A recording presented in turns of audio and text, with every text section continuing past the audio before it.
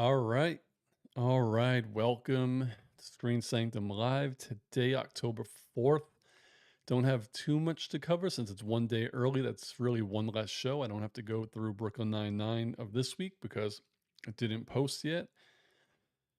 Right here, just checking out my streams. Always check my stream health beforehand, see if anything's going on, but everything looks pretty good. So I probably won't need this. I'll leave Twitch open because a couple of times I've gotten some chats in Twitch and I just haven't been paying attention to them. So I think I could just chat in uh, YouTube here. So I'll just say test and that should go there, but it gets hidden by my freaking poll. Okay, so I won't be able to use OBS to chat. I'll have to use my YouTube Studio to chat when people hop on here. But those look good. So welcome everyone. What do we want to talk about today? Might actually be able to end this one fairly quick since I don't have too much. Just need to go through Community Season 2, Episode 24 for a few paintballs more, Part 2 of the season finale. Since I don't want to like ramble a lot, because there was a lot going on in these two episodes, and I usually like to talk about them, from my head, but sometimes I go on tangents. I pulled up the Community wiki, so I'm gonna read it off of here because I don't really want to miss anything. And again, I just don't want to like go off on a tangent. So I'll talk about that. We'll also talk about what posted this morning. Atlanta season 4, episode 3, Born to Die. That episode was pretty damn hilarious, but don't have to really go into that too much.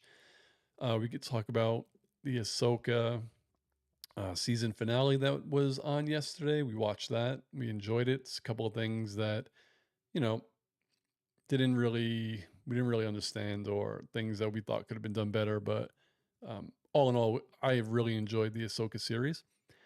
And we could probably talk a little bit about the big day that is tomorrow, because we have Our Flag Means Death coming out, 3 episodes tomorrow. So I have to watch them quick to get them out on YouTube and Patreon. Then Loki comes out tomorrow at 6 p.m. Got to get that watched, recorded, and out. And then also, I want to save time for myself in the afternoon because Assassin's Creed Mirage comes out tomorrow and we want to play that all day as well. So a lot of stuff tomorrow. And then, of course, after episode 1, 2, and 3 of Our Flag Means Death on Saturday morning, 9 o'clock Pacific, I'll have my OFMD just official live stream to talk about the first 3 episodes. So, got a lot of good stuff this week. And let me just check everything again, make sure. All right. And I'm also doing this on Discord, testing out their like community thing, but no one on my Discord is in right now. So we could just get going with Community Season 2, Episode 24, season finale for a few paintballs more. So long story short, um, continuation of the paintball episode. The winner gets $100,000, and this episode is where we find out who's behind it all. So I'll just start from the top of the Community sitcom fandom Wikipedia page and just like go as fast as I can, pretty much. 'Cause I know they put in more than just what's going on in the episode. So it says Troy and Abed go to Dean Pelton's office looking for answers about the mystery surrounding the paintball contest. Eric and the dean are there. Before they can question anyone, Pistol Patty and the city college stormtroopers arrive. Troy and Abed hide as the other two are shot repeatedly by the invaders. Pistol Patty reveals herself to be Dean Steven Spreck from City College. So Spreck tells Pelton he orchestrated the whole thing. That's when he whispers in his ear, and that's like the funny part, because every time these two come in contact with each other, they always do the ear whisper. So much sexual tension. So yeah, he orchestrated the whole thing in order to get the Greendale students basically to destroy the entire campus. Which, when I watched it the first time, I was thinking to myself, what is the big deal? They had a paintball tournament the last year and it was fine, but they went above and beyond this year. Like, it was crazy, the destruction that happened, especially with the city college stormtroopers and the friggin' paintball Gatling gun that was in the ice cream truck. So there was a lot more damage, and you could even see it on screen how much damage there was. Um, so the troopers notice Troy and Abed, chase them into the anthropology classroom where they meet up with the remaining Greendale students. This is where Troy proposes they form an alliance to stop the invasion and win the prize money and then split it. Sensing a paradigm shift to his Star Wars theme, Abed obviously acknowledges it, and he brings on the Han Solo persona. And he starts flirting with Annie heavily, which was, his Princess Leia in this episode, which was kind of cute, actually. It's funny how Abed, and he is a confident person, but when he is playing a character, he's even more. So this was kind of crazy. Garrett spots a modified radio controlled car rigged with explosive paintballs.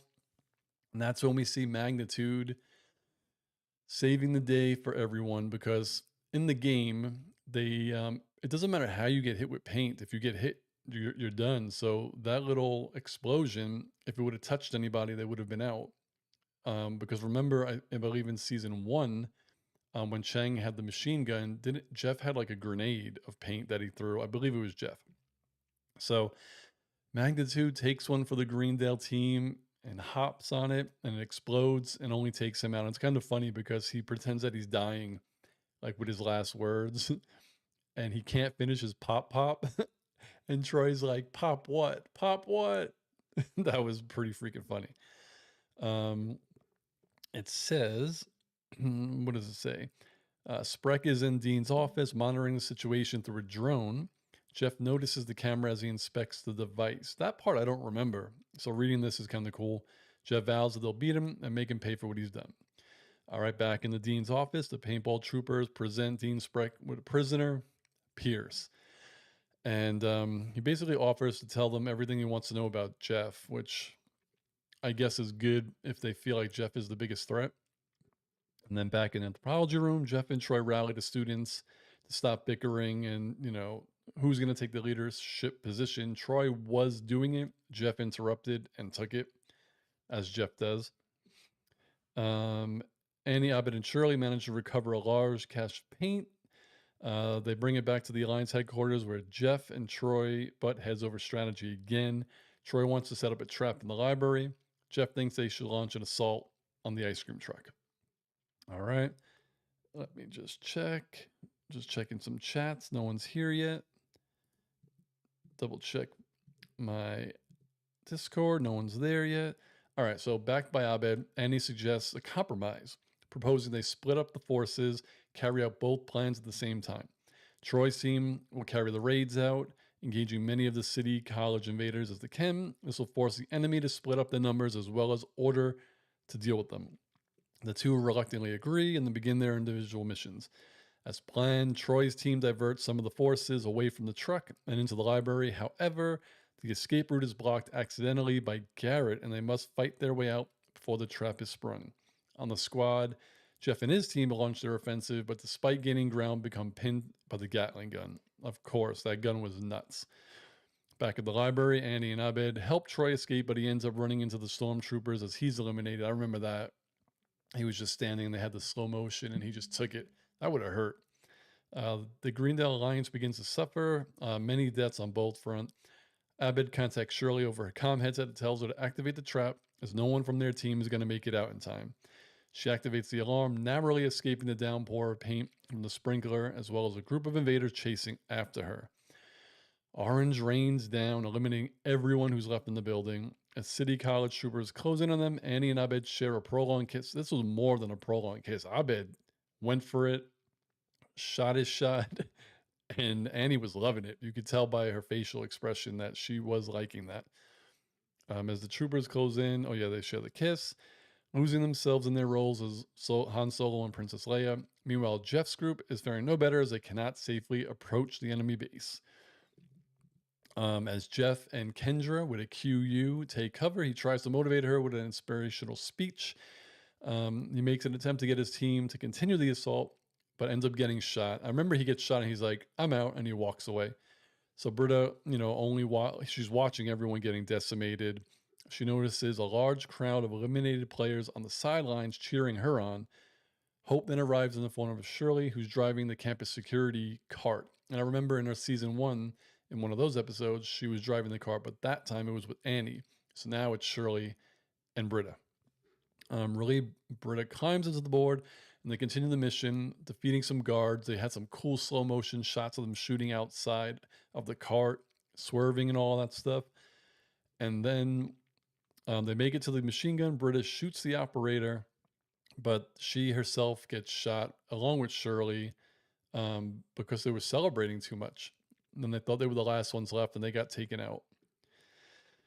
So two invaders exit a nearby van to shoot Shirley in the back. A third trooper shows up to congratulate the two that won. Who is the third stormtrooper? To my surprise and chagrin, it was Pierce. Pierce shoots those stormtroopers in the chest, so Pierce wins the paintball game, which kind of I wasn't the happiest when that happened because of everything that everyone's talked to me about, like saying how the writers wrote Pierce because they didn't like Chevy Chase, so they wrote him to be unlikable. But then the big climax of the end of season 2, they let Pierce win. So they don't like him, supposedly write him as a terrible character, but they let him win. And not only that, he donates the money back to Greendale. So it's kind of like a redemption, you know? A person that you shouldn't really like does something good, or is rewarded by the writers. But anyway, after that, they have to decide what course they're going to take. Um, Jeff compliments Troy for his ideas during the paintball contest and asks his opinion on the matter. And I remember he accepts the praise and he's like, they should sleep on it. That I do remember. Jeff attempts to make peace with Pierce and extends an offer on behalf of the group for him to rejoin them because remember they told him last episode they weren't there like playing a game without him. They were voting on if he should stay and they voted him out. And Pierce is like, nope, I don't need you guys. And Jeff is like, oh, he'll be back. And Pierce never comes back. And that is the end of season 2. Thank goodness for this because I only talked for like 10 minutes and I probably would have talked for like 30. So that was season 2, the finale. Let's just get back to the chat real quick. I don't see anyone. I don't think I need that. But all in all, this 2-part finale was better than season 1's paintball, but that doesn't mean that one wasn't great. It's just Community gets ridiculously better with each and each episode. So, like, I started season 3 Monday for Patreon, but I accidentally watched season 4, episode 1. I'm dumb. And season 4, episode 1 was amazing. Like, so good. I'm kind of disappointed that I have to wait to watch season 4, but I'm sure season 3 is going to be great because that episode was good as well. So that was Community. My favorite part of the episode is definitely again the cinematography, the way they shot it like a Star Wars, but a lot of the slow motion stuff and the slow motion paintballs and just like how cinematic these 2 episodes felt. And I've said it, I think last week and plenty of times, the directors of Community, you could tell that they were kind of made for movies because they don't direct these sitcoms just to be sitcoms. There's always a theme. They always put a lot of time into it. You could tell intricacies like details. And some of you have also told me that another reason why this show almost always got canceled was because the episodes cost so much. And you could see it because every dollar is put into these like fancier episodes. So that was pretty dope. I don't have anyone on right now to actually ask questions about it. So I will just switch to the next show, which is Atlanta. And that was season 4, episode 3 that I posted this morning. That was titled Born to Die. Fairly simple episode. Kind of confused me a little bit though, because the main point of this episode was how Paperboy, you know, he just came off season 3. They went on tour everybody knew him. He made so much money. We saw how he has an Escalade now, like he's making money. But this episode kind of breaks Paperboy down, telling him that he's old and he's not going to be making money from rap, which confused me because how old is he supposed to be? You know, since we saw him progress from season 1 to season 3 and get where we wanted to go. Granted, there were big gaps in our like the legitimate timeline. That's how long it took to film the seasons, but I'm not too sure how long passed in his time. Like, I think when they start the series, they're supposed to be in their 20s, right? Probably. I don't think they're supposed to be in their 30s, and 10 years didn't pass, so I don't expect them to be in their 30s, and that's still not even old. Even if they were in their 40s, that's not old. But I'm going on a tangent as I just said I would. Basically, he just performed at a bar mitzvah. I believe it was a bar mitzvah, and the boy's father tells him, "Listen, he wants Paperboy to help his son be a rapper." Paperboy's like, "No," and then he leaves. He's like, "I'll give you $1 million." $1 million is a lot of money, so Paperboy he can't say no.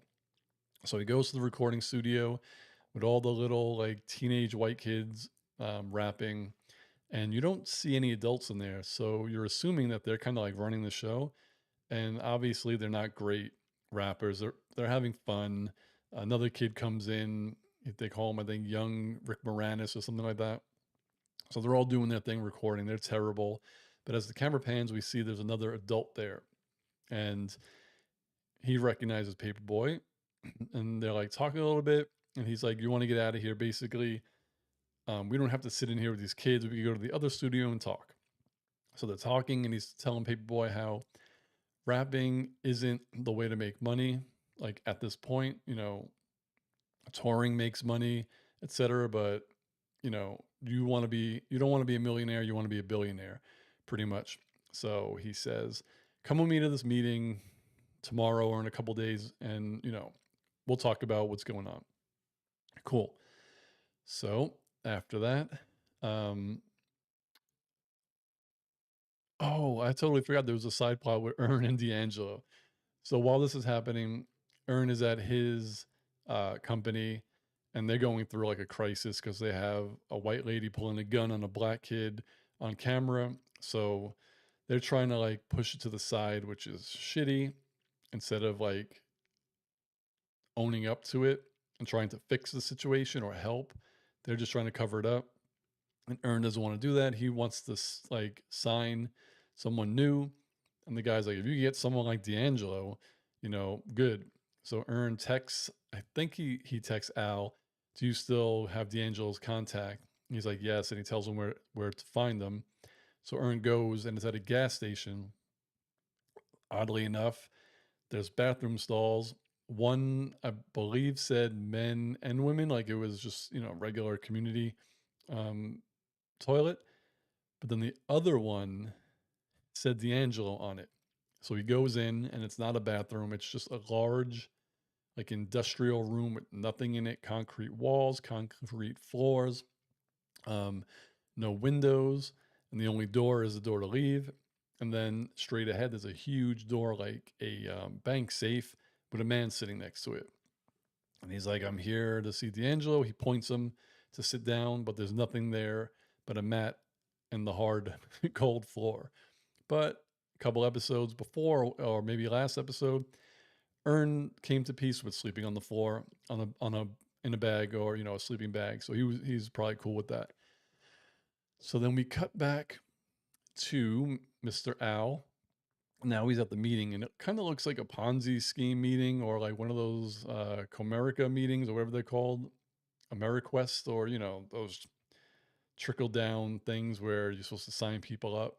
And there's like 6 people there, and the dude from the recording studio was there. He was in the front, sitting besides the speaker, like the leader of the group. And I'm not gonna get too into detail with this, but basically he said the same thing. Like, you want to be a billionaire, you don't want to be a millionaire. You want to make as much money as you can, but you're not going to get it from rapping right now. But Al is very prideful, as he should be, because he really came up fast from, the season. And he's like, I just came off like a world tour, I'm making money, etc. So the guy's like, listen, you were just in a recording studio with all those kids. They had no idea who you were. Which, when he said that to me, I was also like, that doesn't make sense to me because he did just come off a world tour. But, anyways, he showed a picture of a group of people. I think, I don't remember if it was just kids or kids and adults, but it was, I think it was a group of mostly black people. And I think a couple of white kids in there. And he said, like, who in here is the multi-million dollar selling artist and the billionaire? Meaning it was the little white kid. So he was saying, if you want to make money, you need a YWA, a young white avatar, which is basically saying you need to find a kid, a white kid, and just ghostwrite for them. It doesn't even matter. They don't need talent. You're going to be the one writing the music, which I think is what happens. I highly doubt they would just manage them. You write the music, they're the face of it. You prosper and you make a shit ton of money off of their albums. So, Paperboy wanted to sign the kid that the father offered him $1 million for. So he goes to the school, and the kid is there performing, like freestyling with security in front of like the high school. I thought he went there, but he doesn't go there. We find out later he just goes high school to high school, freestyling, giving out money. And while he's there, he can't get in touch with him because, there's tons of kids around him. But he sees the kid from the studio, the yodeling rapper, and he's always like he's always high or drunk. He just seems that way and always happy. So Paperboy sees him. He's like, "Yo, can you like get me in touch with this kid?" And he's like, "Sure," but he's slurring his speech, foreshadowing. And then he finally gets with the kid who was performing. He's like, "Listen," and he's come to terms with being a ghostwriter for a YWA. And he's like, "You need someone to guide you. It should be me," paraphrasing. And he's like, "Oh, my bad. Like the other guy in the studio already signed me." That was kind of messed up. But hip hop is a dog eat dog world, I guess. He got to him first. You know, I guess the guy realized the father had a lot of money once, you know, Paperboy mentioned that he was getting $1 million just to teach him. So he got in front and he got the guy. And that just left basically Al to find someone for himself. And then we cut back to Earn. Again, I'm going to go through this quick. He's basically, we don't know how long he's been in there in that room until he tells us, but he's been in there for like 4 days, hasn't eaten. He's just waiting for D'Angelo. And he asks for water, and he points to a cabinet to Dasani, I believe, and Earn's like, no, this is unacceptable, which is hilarious because you're thirsty and he refuses to drink Dasani. Then he kind of like sits down to meditate, clears his mind, and I don't know what spurred this, but he says, I want to experience D'Angelo instead of I want to see him or I want to meet him or where is D'Angelo. He wants to experience it. I guess that was the key word because the guy takes the key, opens up like a block in the wall, and Earn has to go through it. Just checking my YouTube again because I saw something pop up. I thought I saw a heart, but no one's here. Let me see Twitch. No one's on Twitch. So he crawls through a thing, and you hear D'Angelo music playing, and then you see a man sitting with cornrows from the back of his head. And if you watch my reaction, even I was like, shoot, they got D'Angelo. But he stands up and he starts walking. And I'm not saying that D'Angelo is not as fit as he was when he was younger. I don't know what he looks like, but I feel like he probably would be because this guy was a little heavier set. And I could have been wrong if, it was D'Angelo, but I was like, that's not D'Angelo. And turns out it's not. I actually don't even know what the point of that was for that guy, right? I don't know if it was just like a existential spiritual environment for you to go to like enlighten yourself, but it's basically giving him some advice, like some spiritual stuff. And Ern is like, I actually kind of have to sign D'Angelo. And he leaves. The funny thing is, while he's talking to him, he like anoints him with peanut butter. Um, and as he leaves, the guy is basically like, "You got any money? Because this is expensive." And Ern's like, Most certainly do not for this." So Ern leaves. And then after this, we kind of get like a flash forward, and you see they're at a celebration, a gala. So it turns out it was an award show. So everyone from like that meeting is there, and they're all talking about like who's nominated for this and that. And Paperboy walks in, and they're like, "Oh, Paperboy, you're here." So they assume that he was there because his music got nominated, like he was up for an award. And he's like, "No, man, I'm here for my young white avatar." And they're like, "Oh, shoot, you got one?" He's like, "Yeah, I got one." And the guy apologizes for stealing the kid who was supposed to be his avatar. And he's like, um, no problem, no problem. I'm good." And he's like, "Well, who is it?" He signed Yodeling Boy.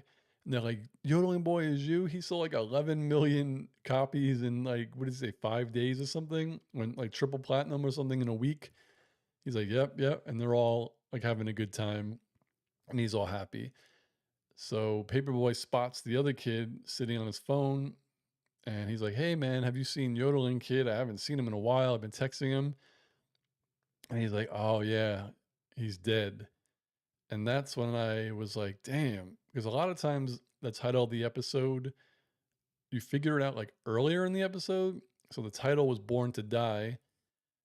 Yodeling Boy died, and then you see he does win the Grammy, and the name of his album was Born to Die. So Yodeling Boy knew, he was sick, probably, that he was going to die. But it kind of sounds like he expedited it because, some people, when they find out they don't have long to live, they have fun. But it seems like Yodeling Boy was like doing drugs and drinking and having a lot of fun. So probably sped it up. So Paperboy, got his award. He got his avatar. He got his money, but it seems like now he has to find a new one. And then Darius, Ern, and Paperboy are just having a drink at the bar and just talking. Ern says he's going to pay for it, and then they leave, and that was it. So that was Atlanta, Born to Die. That was a really good episode, and it's kind of real in a sense because a lot of rappers that a lot of rappers you've never heard about, they they make so much money writing for people. Like there's someone, he's probably still writing. I wouldn't be surprised, but he was rapping when I was a kid, like in college, 18, 19. His name was Mad Skills. I think he just goes by Skills now. So he's the type of rapper where people will hear the songs he puts out, which were dope. To be honest, his songs were good, but he wasn't going platinum like, Jay Z or Nas or somebody like that. So people would kind of like make fun of him if you liked him, but you'd be like, do you know who he wrote for? Like, he probably wrote for your favorite rapper, like songs that you love, he wrote them.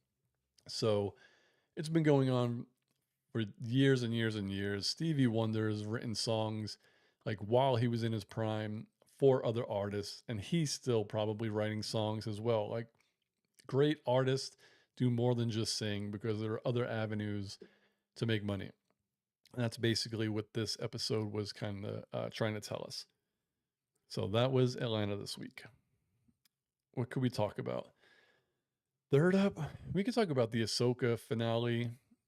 Um, we didn't do reaction videos to this. The Kind Assassin is just doing her episode reviews.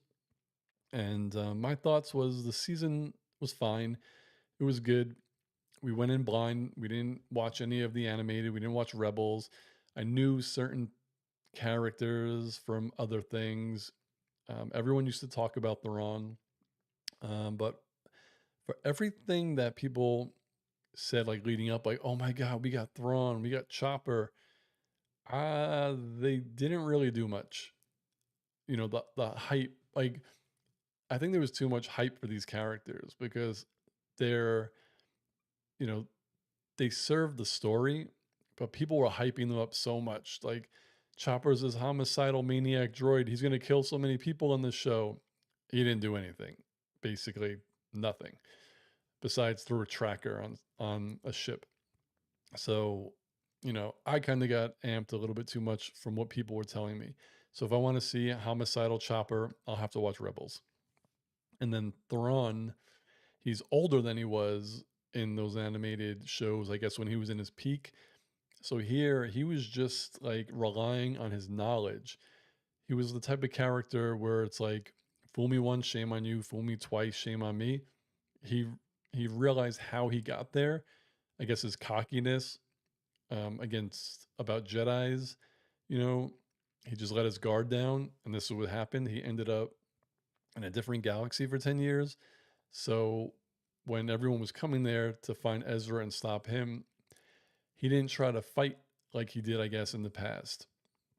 He learned from his mistake and he tried to strategize where basically it's like chess almost. You have to sacrifice pieces to win the game. Like he didn't care as long as I feel like basically as long as he himself got off that planet and that galaxy, that was a win because he didn't have a lot of troops. But when something happened, he wasn't like send everyone you have out there. We got to kill them. Like he wanted to kill them, but that wasn't his main goal. You saw it was basically all he needed was enough time to get his ship ready to leave. Um, so in this, that's the whole thing. Everyone's getting back to fight. We didn't see none of Balin or Shinhati until the last like 30 seconds, which disappointed me big time because those were my two favorite characters. But I realized that Ray Stevenson passed away, so they probably had to shift the finale because of that, which is sad. God, he was such a great friggin' actor and character. Like I wanted so much more of him, and it's a shame um, that we won't be getting him gracing our screens in anything anymore. Um, but I feel like it's a character that people love already, even though only been 8 episodes. That I do hope they recast them. I do not want them to do any CGI, but I love that character. But then I can't see anyone playing him like Ray Stevenson did. So basically, the only problem that we had was, and this is a problem with a lot of things, is when you make your characters too powerful, you run yourself into plot holes. Because there was one scene that I remember specifically. Ahsoka is like dueling. Oh, I forgot her name. Damn, she's the one that the sisters turn into a witch that episode. Like Ahsoka has her in front of her with like 10 stormtroopers. And that part was cool because she's battling her with one sword while deflecting um, stormtrooper blasters with the other one. I was like, this is a dope fight scene. And they get towards the middle and they're fighting. And now she's surrounded and they stop shooting. I'm like, I didn't hear her tell them to stop shooting. I didn't hear anyone say that she has to be the one to kill Ahsoka. I didn't hear any of that. All I know is they stopped. They literally had the person they were trying to kill for the past 10 minutes surrounded and they stopped shooting. That like annoys me. But that's not the part about like being too powerful. Being too powerful is she is one of the, I guess, strongest Jedi. And as we all love to see lightsaber battles, it's cool. But you have to remember the creators give them force pushes. They give them Jedi mind tricks. Like there's so many things they could do. They don't even need a lightsaber, to be honest. I feel like using the force probably drains you. But when you remember all these other things, you're like, okay, if you're fighting them all from a platform, you could force push them all off. Or you could Jedi mind trick them to walk off. Like, I don't know, not every Jedi could do a Jedi mind trick, but I'm sure Ahsoka can. Like Ray did it in the Force Awakens, which I know a lot of people don't like, but I like it because it was established in that movie that she was special. Like a lightsaber called to her specifically. We learned that there's a lot of Jedi who survived Order 66. That lightsaber did not call to anyone else. It called to her. That means she was special and it worked for me. So Ahsoka should be able to do it. Ezra should be able to do it. Probably not Sabine, but there's so many powerful moves. It's kind of almost like Spidey sense and Miles Morales being able to turn invisible. Like you make your characters too powerful, then I'm gonna watch your movie and I'm kind of gonna be like, if you don't explain it to me, I'm gonna just shake my head. Like Peter Parker in the Marvel movies, they explained that his spider tingle wasn't working very well. That's all I needed. All you got to do is tell me that at that point of his life, it's off and on. Like it works sometimes and it doesn't work all the time. And he's working on it and he's trying to figure it out. So when it doesn't work, I'm not like, oh, why didn't you use it? Well, they told us he hasn't mastered it yet. So in Across the Spider Verse, that's how it was in the first movie. Miles was learning how to turn invisible, learning to use his powers. He was getting stuck on stuff. He couldn't unstick himself. By the end of that movie, some of his powers he had mastered, others he hadn't. When Across the Spider Verse came out, he was using mostly everything in the beginning, but then when it came to the third act, he forgot he could turn invisible. Like the whole third act, he drew all the spider people out, right? And a lot of people complain, oh, how could one kid trick hundreds of the best spider people? I didn't look at it that way. I looked at it like Miles is so good, he was able to best all of these spider people. That was cool to me. I'm like, yes, Miles is great. He is one of the best at such a young age.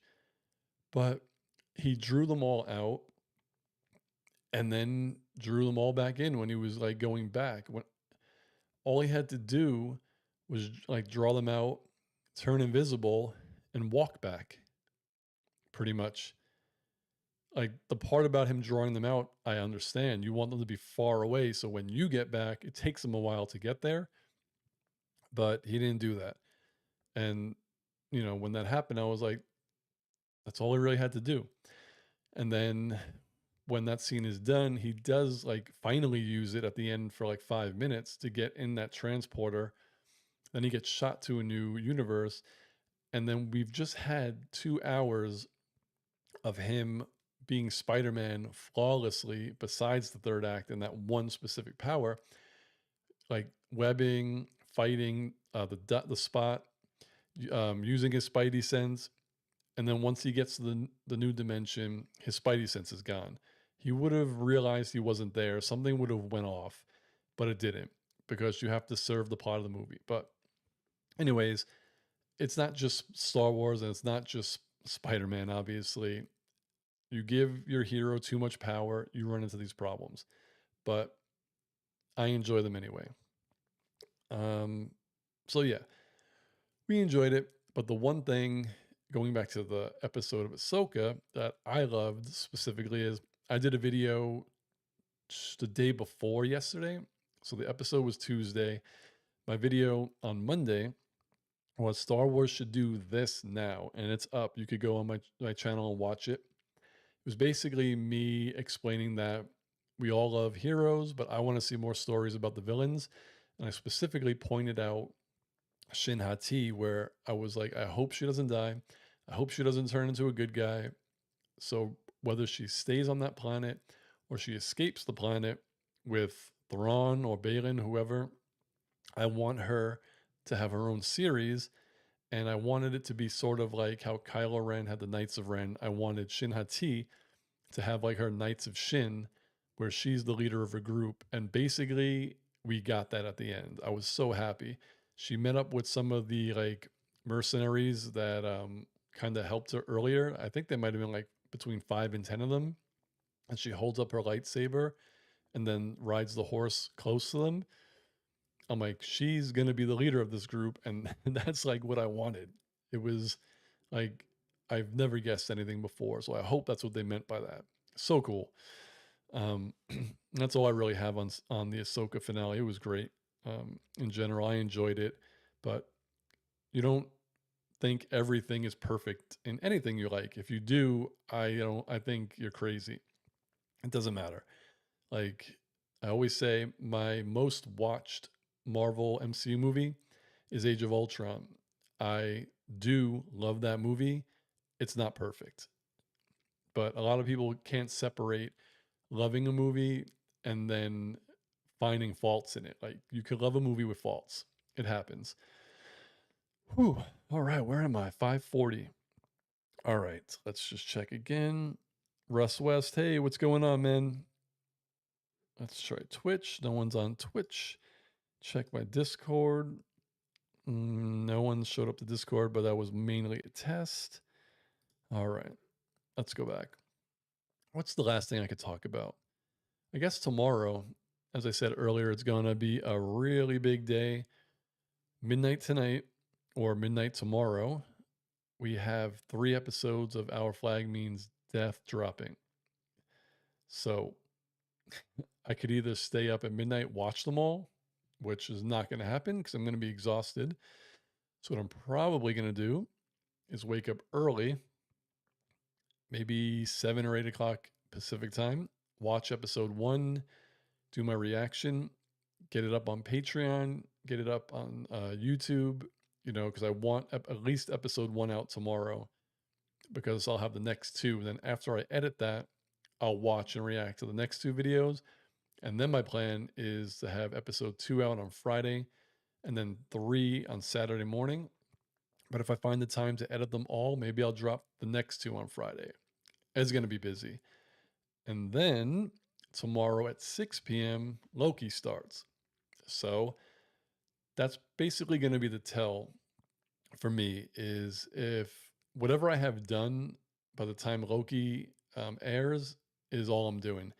So if I have 1 Hour Flag Means Death like recorded and edited and then Loki drops, then only one is going to be dropped on Thursday, and then I'll do Friday and Saturday.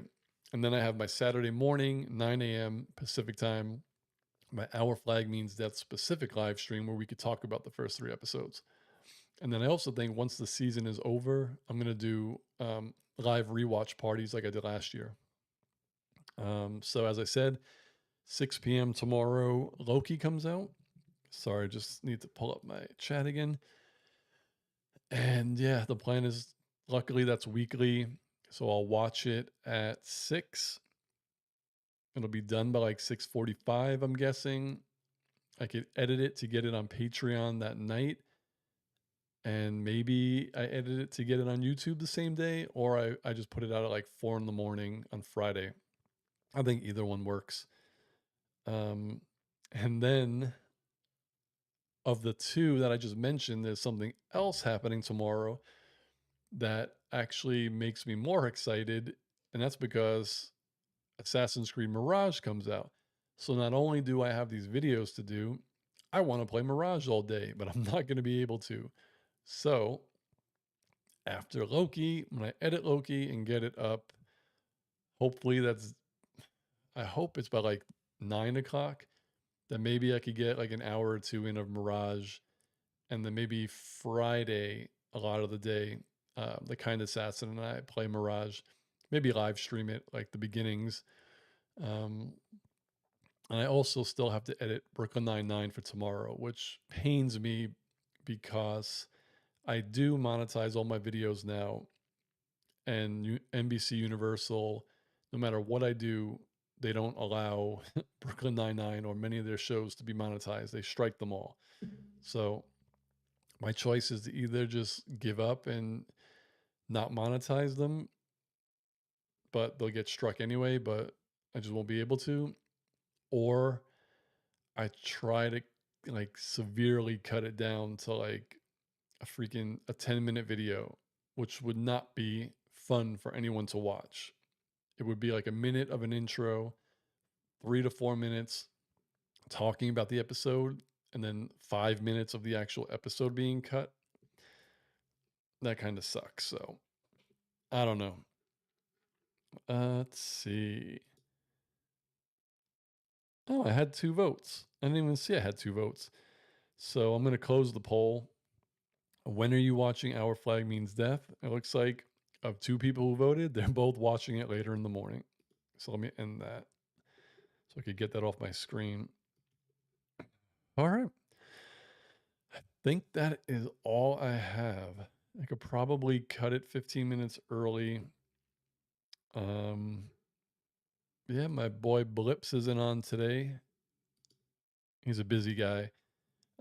And plus, I switched the day to Wednesday, so I was hardly expecting many people to show up with such short notice of me switching, but it is what it is. So let me just, what do I got? I got this. I think I'm done. I think I'm done. So keep an eye out tomorrow.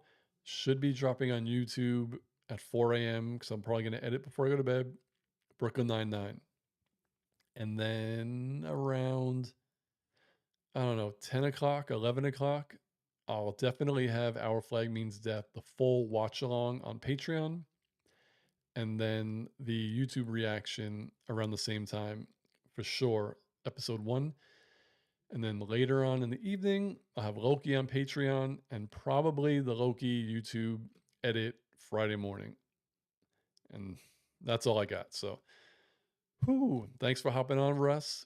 Anyone else who hopped on and didn't chat, thank you. I appreciate it. Hopefully, as the weeks go on, get more people to participate and have some fun. Maybe I'll switch it to bi weekly, but whatever. It's fun for me. Hopefully, it's fun for you when you watch. So, yeah, if you're checking this out live or not live, I want to thank you either way. And I'll see you in the next videos tomorrow. So, happy Our Flag Means Death, Loki, Assassin's Creed Mirage, Eve. Peace, guys.